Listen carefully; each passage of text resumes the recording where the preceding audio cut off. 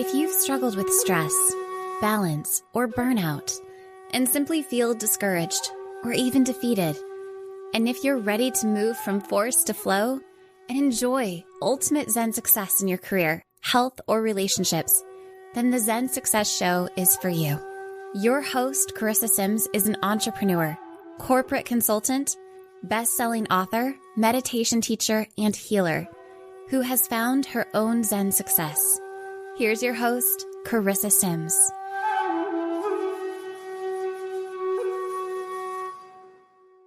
Welcome to this week's episode of Zen Success. Today, I have the pleasure of speaking with Dr. Jennifer Nash.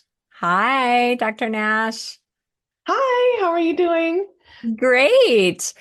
And it's Valentine's Day, so we were just contemplating about pink, and I just love what you're wearing today and just feel the energy of pink. Well, we're sending it out to everybody that's listening and watching and hoping they're having a wonderful day as well. Yes, absolutely. Well, let me share a little bit about Dr. Nash. She is a leadership expert and consultant to Fortune 50 organizations such as Google, Ford, Exxon Mobil, JP Morgan, IBM, Boeing, and Verizon. She is the founder and CEO of Jennifer Nash Coaching and Consulting, helping successful leaders connect people and performance to deliver exceptional results. Jennifer's 25-year resume includes serving in executive and leadership roles at Deloitte Consulting and Ford Motor Company, and as an adjunct professor at the University of Michigan. She contributes to Harvard Business Review, has presented her research at Columbia University, and is a Harvard McLean Institute of Coaching Fellow. Well, so happy to have you here, Dr. Jennifer. Thank you so much for having me. I'm delighted to be here today. And what do you like to be called? Jennifer's fine. Oh, Jennifer? Okay. Yep. So do you feel that we all have a leader within us? I do. You've often heard the phrase leaders at all levels. I believe that we all have innate leadership skills, and it's a question of do we choose to develop them or do we choose to set them aside and focus on other things? Interesting. So how can we become better leaders, especially for people who may not think they're a leader or who may not want to lead? Because when I think of a leader, it doesn't necessarily have to be a leader in an organization or having your own business. You could be a leader in your life. Absolutely. I have a lot of people come to me and say, well, you wrote this book, Be Human, Lead Human, but I'm not a leader in an organization. Does this apply to me? Yeah. And what I often tell them is absolutely, you are a leader in many different areas of your life. You probably just haven't thought about it that way. So think about for a second if you're a parent, right? You probably want to emulate some type of behavior or values that you want your children to assimilate and start to role model as well, right? And in that way, you're a leader for your children to help them grow and evolve into the human beings that they're meant to be.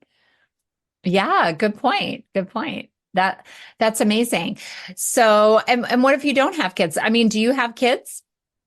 I do not personally have kids. Uh-huh. Yeah. So, there are many people in that situation as well that don't have kids yet. They still want or are leaders in different areas of their lives. Think about just the small example of, going to the store and holding the door open for someone, either in front of you or behind you. Oh, that's beautiful. I never thought about that as being a leader, but I can see that. Yeah. Or even, in a situation where maybe you're doing an extracurricular activity, or maybe you're volunteering in your community or through your church or, through a sports organization. Perhaps you're coaching, soccer, or you're doing something that, helps you broaden another person's skill set and improves their life. That's a leader to me. Yeah, absolutely. And you could be a leader in a relationship, like a romantic relationship or a friendship. That is, a give and take. So how can we become better leaders? I think there's a couple ways that we can become better leaders. And when I talk about this, it's not just through the lens of, business or having a P&L, profit and loss statement, right? Or having a lot of people that report to you or having the title of leader. It's around understanding who you are as a human being and what are the values that guide you in your decision making. And so when you think about that from that perspective, leaders have to lead themselves first. And Mm. how do they do that? Well, they know what they value and prioritize and what helps them make their decisions in their lives. And it's typically going back to what do we value and prioritize and place importance on in our lives. Yeah, that's interesting. And sometimes when you think about leaders that we look up to, they might not have the following in the beginning. And so they have to be the leader themselves and believe in what they're doing in order to get others to be leaders and follow them. Exactly. Exactly. I like to say, like, you can't lead someone else until you lead yourself effectively. Yeah. Yeah. Amazing. So if someone is a leader in an organization, how can they empower others to feel like they're leaders and can make a difference? Yeah, so I think one of the key factors of an effective leader is helping those people around them grow and evolve as well. Hmm. But providing that space for the people that you are leading to take risks, for example, help them feel psychologically safe so that they are empowered to go out and have that autonomy and take that stretch assignment or do something that they haven't done before without fear of retribution. Help them develop that skill that they have in themselves so that they can then turn around and have that ripple effect on others as well.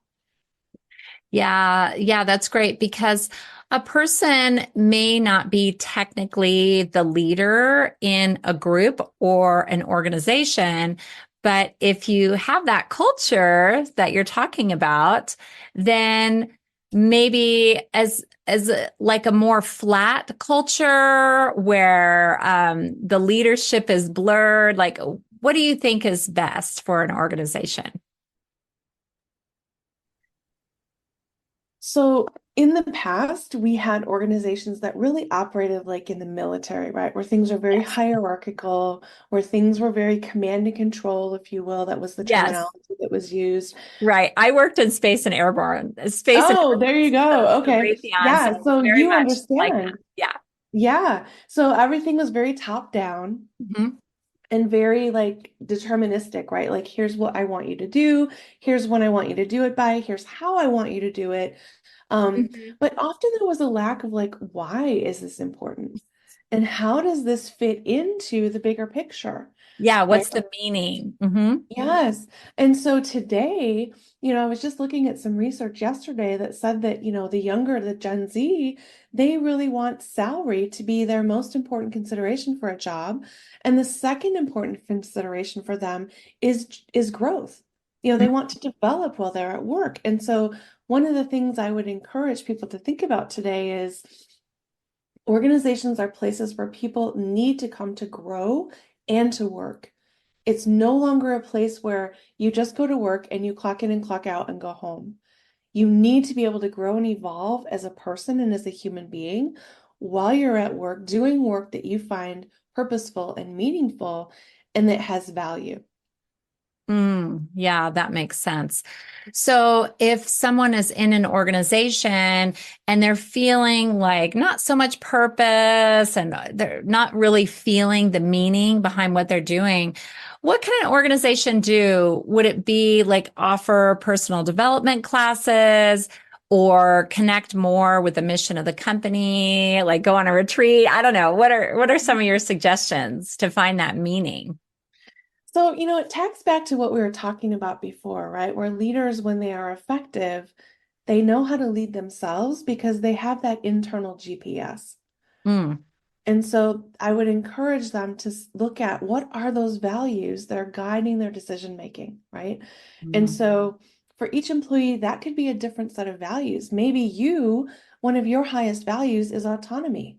You want to Mm, be able to set your own work schedule and work when it works best for you and just get the work done in that way.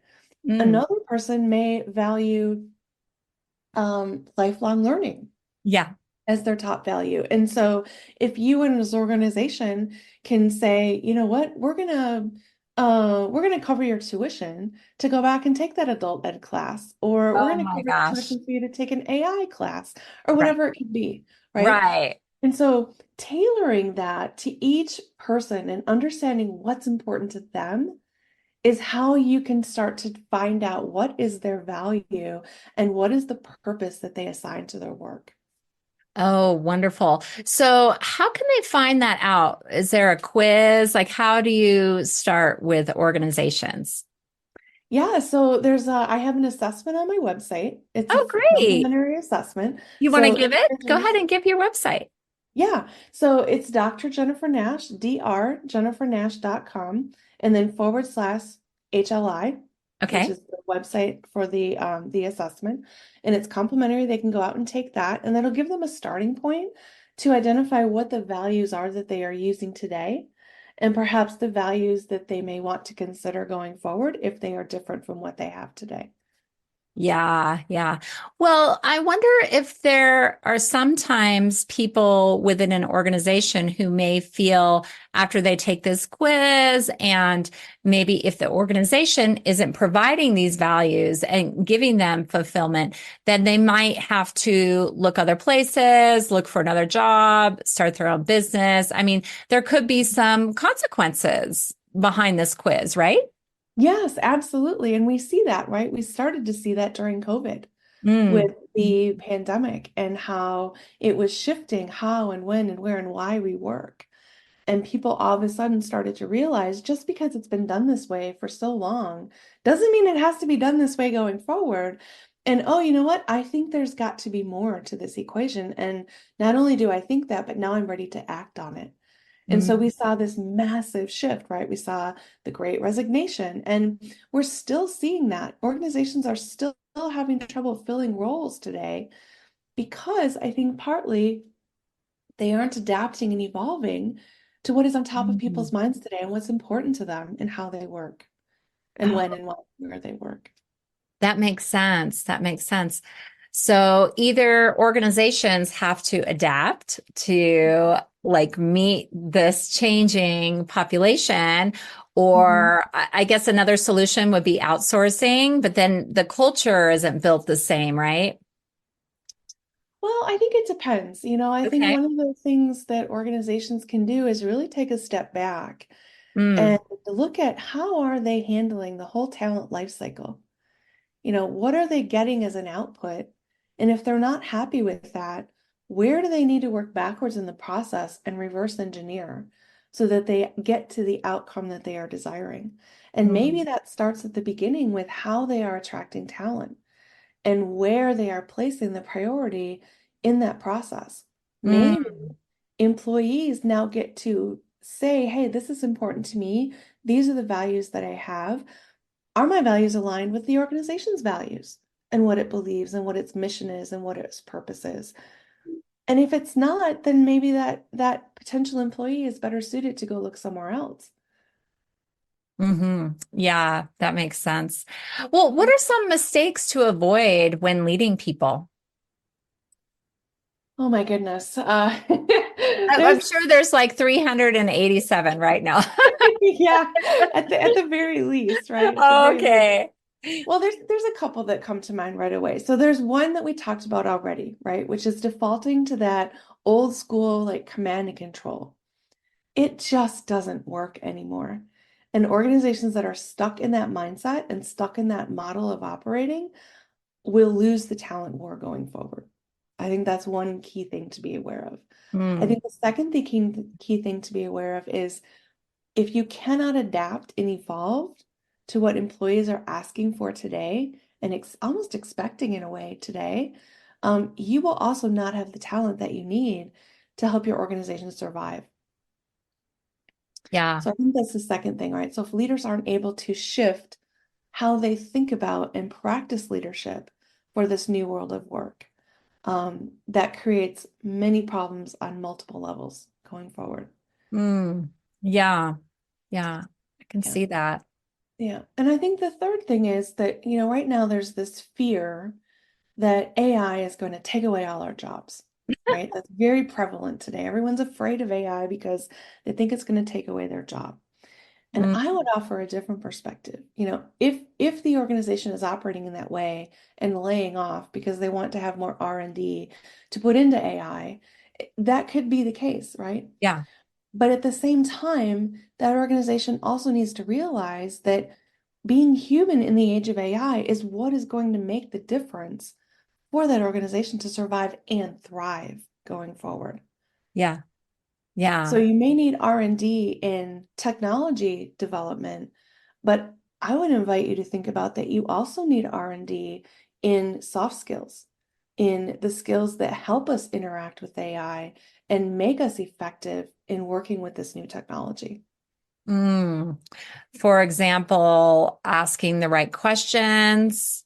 Exactly. Yes. And when you think about it, it's a lot of the stuff that we learn over on the humanities side of the house, right? So asking great questions, asking open-ended questions, learning how to discern if the information that's coming out of the AI tool is valid or not, right? We have a lot, critical thinking is a skill that is desperately needed in that way. We have domain knowledge where employees who have been with organizations for a long time, they have this great institutional knowledge. AI needs context. And so if we as humans don't provide that context to AI, AI's outputs will be irrelevant. Yeah. Yeah. That's so interesting. About 20 years ago, I'm just contemplating this. I was dating a guy who his job title was knowledge management. Isn't that interesting? So Yeah. yeah, I don't know. And so it just seems like there could be a role in interacting with AI with that kind of job. Or I mean, it's just interesting because if some of the jobs are being taken away, what are the jobs taken away? Is it writing? Is it computer programming? Like, what kind of jobs does AI take away? I know we're not trying to build that fear, but I don't know. Have you worked with organizations that are doing that? So I would say that I would say there are pieces of jobs that Peace. maybe Okay. are more being taken over by AI. Okay. So, for example, like a lot of repetitive tasks, Okay. things that we would like data entry, right? Before we had um, um, relational databases and things like that, we'd have to put in Mm-hmm. the line by line entries in Excel. Those are things that AI can take over. Mm-hmm. And that's nice. Um, I mean, unless yeah, people enjoy that.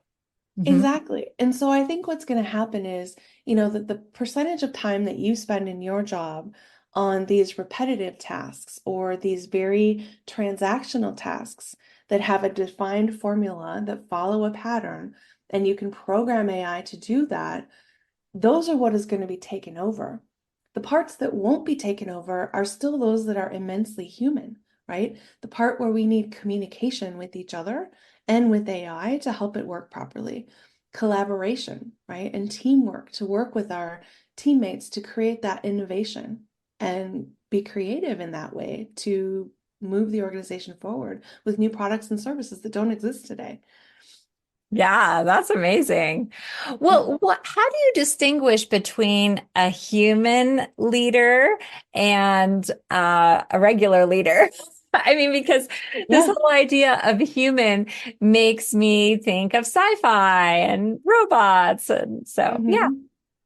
I love that question. So I get that often. People yeah, ask me, why sure. don't you call it be human, lead human?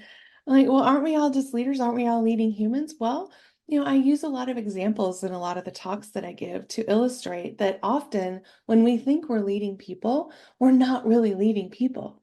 We're leading processes, Okay. or we're leading procedures, or we're leading rules that are in the HR book, for example, right? So for example, there's a CEO of a baby clothing company. that recently had an employee ask her, hey, I just adopted a child and I would like to work remotely because this child is in the NICU. Yeah. And they wanted to have that flexibility so that they could support, what their baby needed right when they adopted them and is in critical condition, but yet still fulfill their obligations to the organization in a way that, helped the employee fulfill their parental and their employee obligations. And so the CEO of this baby clothing company, who is a parent herself, um, rejected the opportunity for this employee to work remotely and then fired her. Oh, Now, I look at that and go, okay, to me, that is an example of someone who is not being a human leader. well, it's Because also incongruent. Also, it seems with the service or the products that they're providing. exactly, exactly. And so, this leader, instead of choosing to prioritize the person and put that at the forefront of her decision making, she chose to rely on the process and the procedure that was in the HR manual and denied the request, right? So she prioritized process and procedure over the person. So when Hmm. I say human leadership, what I mean is if that CEO had acknowledged this person who's in front of them saying, look, I have this really tough situation right now. I still want to produce and perform for you. I just need to do it in a little bit of a different way. And I need to do it remotely for a while until my child is out of the NICU. That would have been leading humanly, right? Humanely, Yeah. and leading as a human leader, as opposed to a leader who prioritized procedure or rules over the human. Yes. Does that make sense? Did someone share the story with you? It's a real story. It's a Yeah. it's a CEO of the baby clothing company here in Texas, actually. Yeah, it's been all over the news. And then, there was they went on TikTok to issue an apology to the employee. Oh my God, on And it was a TikTok. scripted apology from her legal team, and she read the apology verbatim on TikTok and then got That's eviscerated awful. because she was very inhumane in delivering it and wasn't authentic and didn't really mean it. And then because, that didn't go so well, she decided to go unscripted and do a second TikTok and try to apologize again. So you can imagine like, the crisis that this company is in right now and the PR issue that they're having, as well as they've lost a lot of their customer base because of this. Wow. Those Yeah. consequences are huge. And I'm Huge. sure she didn't think about any of that, you know? So it's just interesting. It feels like karma. It almost feels spiritual that Yeah. Yeah. it's like have that compassion for your employees and maybe your business will thrive. Yeah. You know? Yeah. Yeah, so human leadership, there's a set of principles that I have that I offer in one of my talks around, what are the key practices and principles of human leadership? And that is one of them, right? Where you prioritize the person in the equation as opposed to the process or the procedure or the productivity or the profits. Mm, yeah, that makes sense. Well, would you share your own journey to finding the leader within you? Sure. So I started out after undergrad working in the automotive industry. Hmm. And I did that for quite a while, working on customer service lines, speaking French and Spanish to our customers in North America. Uh-huh. And so, a lot of that work really helped me prioritize the person, because I was listening to them and trying to understand what they needed so that I could support them and help resolve their problem. And so, that's really where I started my journey to leadership, was in that space. And I, rose up in up the career ladder and I led some teams and doing that kind of work. And then, I transitioned into another organization. And that was where I saw that leaders are not all the same, and I had a leader who was amazing. And I'm like, well, why are there not more leaders like this? Because I'd had some Oh, good leaders, but I didn't have some great or outstanding leaders. And so Mm-hmm. I was really intrigued about why that was. And so it prompted me to go back and get an MBA, and learn more about Ah, like what makes leaders effective. And then it prompted me to go get my PhD, where I wanted to understand more about the connection between leadership and coaching and, what makes that relationship work and how is that effective from that perspective. And then I left the corporate world after 25 years because I just needed to be out of the box because I think a little bit yeah, differently out of the box yeah. anyway. And so I started my own business and I just celebrated my fifth birthday. And so now I get to, share my thoughts on leadership and, serve the world in that way. And I couldn't be happier. Oh, that's amazing. I love that. And I'm thinking about my own career path, actually, at when I was at Space and Airborne Systems, an aerospace company, Mhm. they were really supportive of me and what I needed, but I didn't have what you're talking about. I didn't clearly say what are my values and all of Mhm. that, but it just seemed to naturally happen. Like they gave me a big budget, they gave me employees, they lifted me up, they gave me training, they gave me leadership training. And they were just, I think at the time they were really promoting women, Yeah. and so they were super sensitive. It seemed that way, that they were very encouraging and everything. And so it was really great. And then I had another job where they went on vacation in a very small department.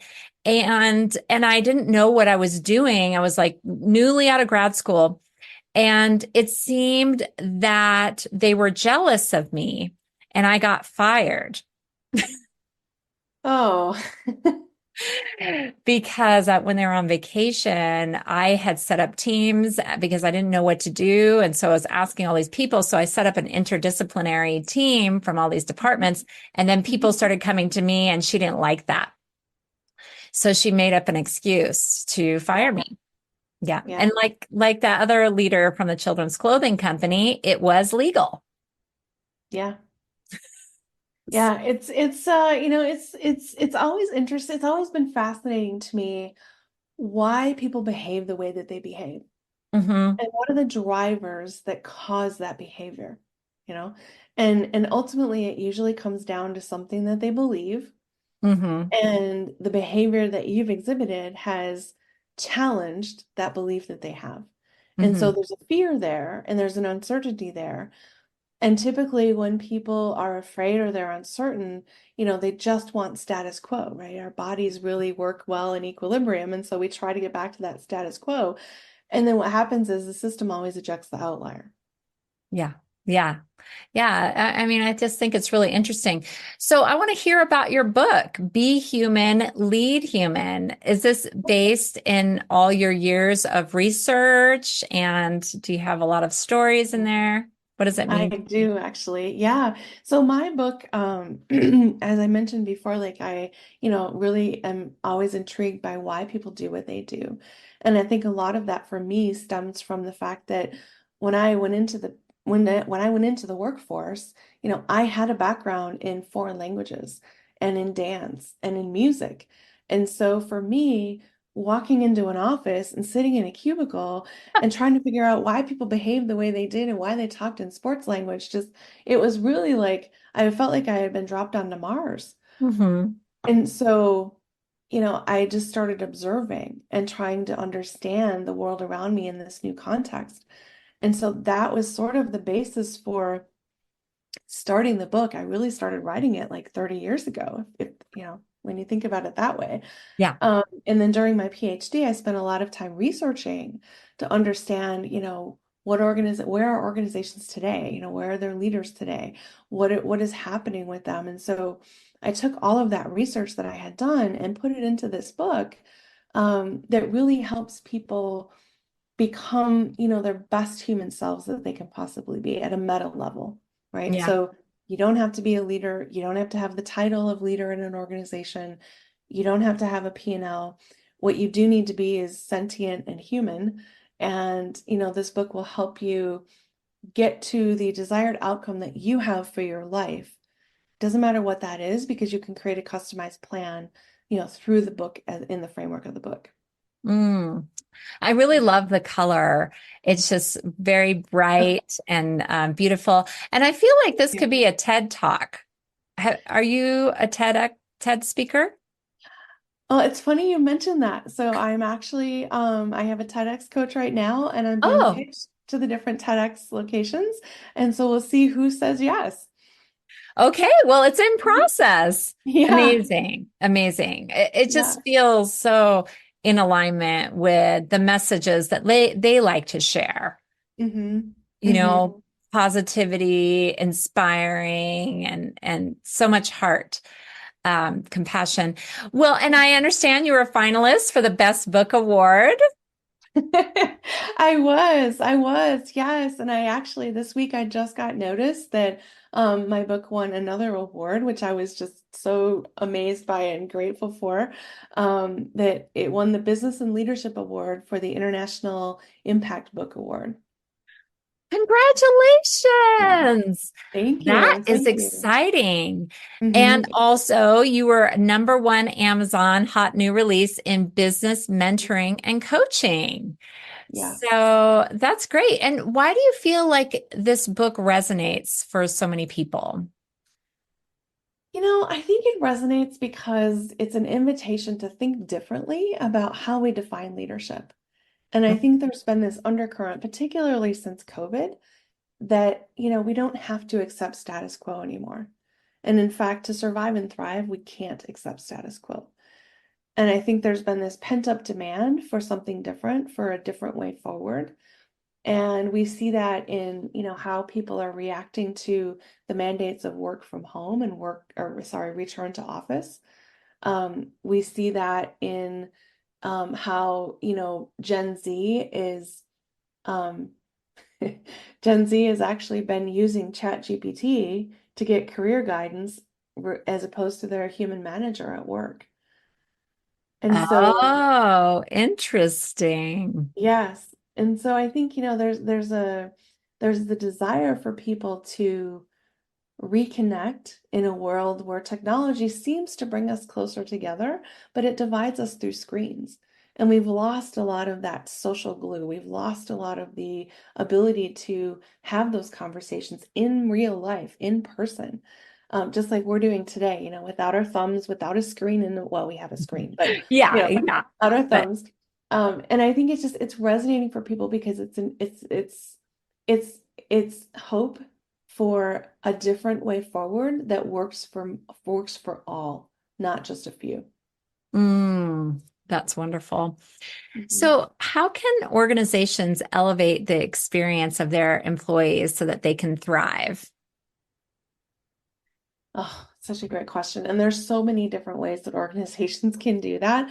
Yeah. I think one of the fundamental ways organizations can do that is just simply ask the question, how can we make this experience the best experience you've ever had in an organization? Oh, Right? wow. I've never been asked that.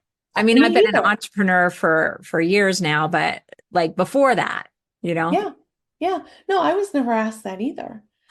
So, I mean, wouldn't that be amazing if you started a Mhm. job somewhere and the onboarding person says, how can we make this the best experience you've ever had? What would Yeah. that look like to you?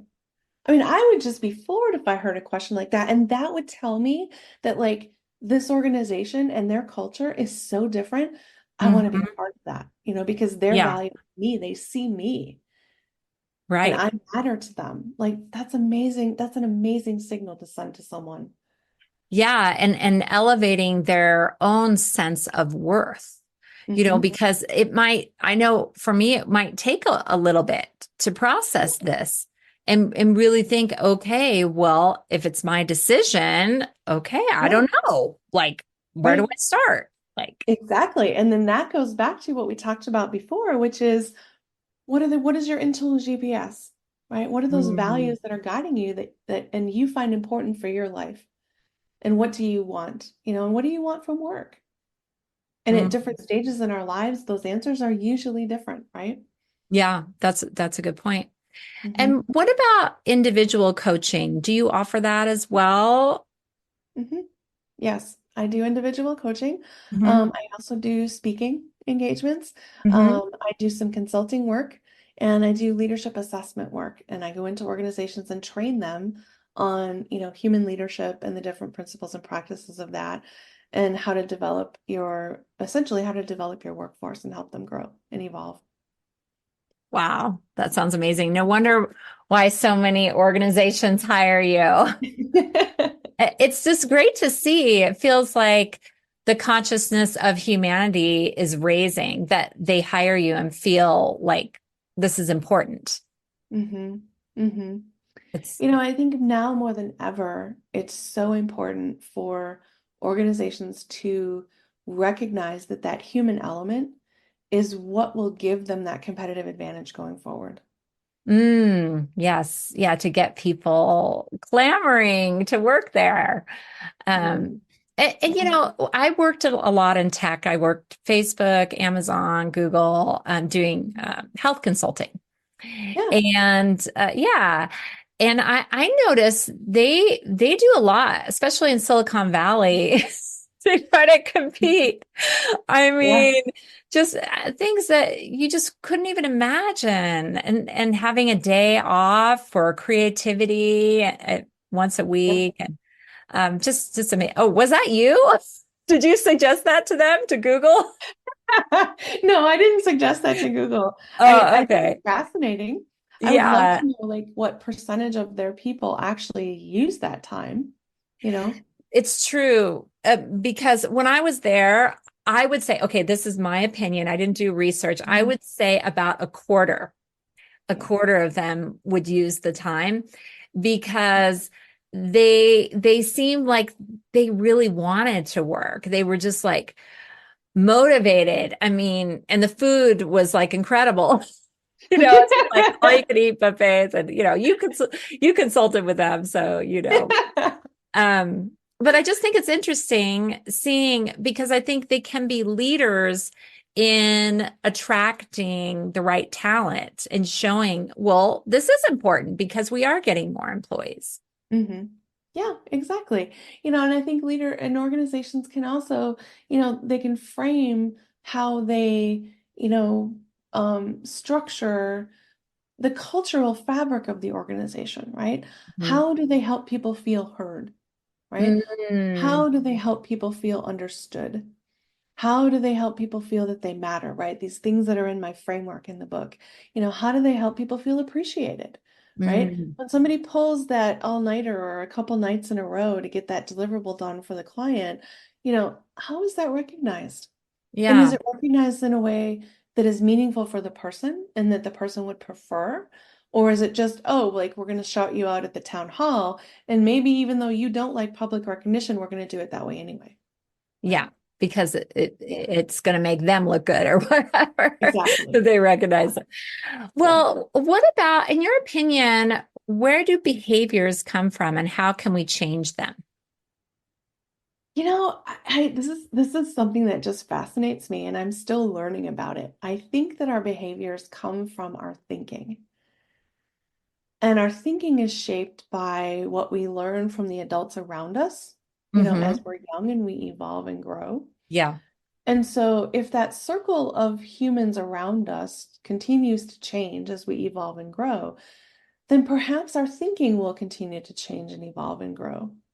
Hmm. Sometimes it doesn't. Sometimes it stays stuck where, we have those original beliefs and those original patterns of thinking that we grew up with. And those are the models. That's what we default to. Like it's our mental model, like Peter Senge would say. So I'm still learning all about that. But I think if you think about it from an iceberg standpoint, right? The behaviors are what we see above the waterline, right? They're the tip of Hmm. the iceberg. But what drives those behaviors are our actions, which is the part right below the waterline. And then Hmm. our actions are driven by our thinking, which is at the very bottom of that iceberg, which is way down below, way deep down below. And some of those things I think are so deep that they become subconscious beliefs. And we have to elicit and tease them out often, maybe through counseling or through some type of support that helps us even understand where is it coming from? And Yeah. why are we behaving and thinking that way? And if it isn't working for us today, what do we need to shift and change to then help it serve us in a more effective way? Yeah, that's really interesting. Mhm. Well, the name of this podcast is Zen Success. So I was just Mhm. curious, what is Zen success to you? Oh, I love that. So for me, my Zen, I am in Zen in a few different places. So one of them is when I'm on the beach surrounded by water. Oh, wonderful. I love that. That's just like one of my happy places. Another Zen for me is when I am in nature, maybe walking in the woods or, just being surrounded by, bird song and like, palms, swaying in the breeze kind of thing. Um, and the third place for me that I have Zen is around the dance floor. So I'm a competitive ballroom dancer and I love to dance and I love to just get lost in the music and be present in the moment. And so that for me is Zen success. Oh my gosh. So how can we have more of that in our lives? So one of the things I so love about dance is that it forces me to be present. Mm, And I think it's in those moments where we can be present that we can be immersed with Zen and be one with Zen. I think mm, when we're so focused on what's coming ahead or what did I forget to do? What's coming up tomorrow? What do I need to be making sure that I get done tonight so that I'll be ready for tomorrow? Or, ruminating on what happened in the past or what didn't go well, or beating ourselves up because we didn't achieve a certain something and we just keep staying in that space of reliving that. Those are the things that take us away from having more Zen in our lives. And I think things that can help us be more present and be without distraction, help us have more Zen in our lives. mm. Yeah, that's wonderful. It's been such a pleasure getting to know you and hearing about your book, award-winning book, Be Human, Lead Human. And I'll put your website and how to buy your book and connect with you and take the quiz in the show notes. So thank you for being on my show today, Dr. Nash. Oh, thank you so much, Trissa. I've enjoyed it so much, and it was a pleasure meeting you.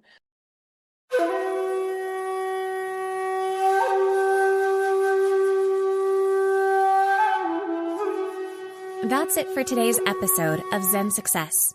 Head on over to iTunes, Google Play, Spotify, or wherever you listen to shows.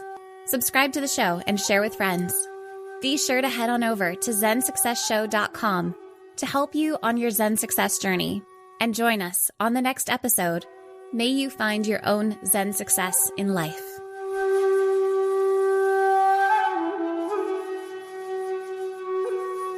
Feeling under the weather? You can teledoc that. Actually, for almost everything health-related, checkups, check-ins, and everything in between, you can teledoc that. For your physical health or for your mental health, you can teledoc all that. We've got doctors, therapists, specialists, and coaches all available by web or app. Get started today at teledochealth.com. That's TELADOC health.com.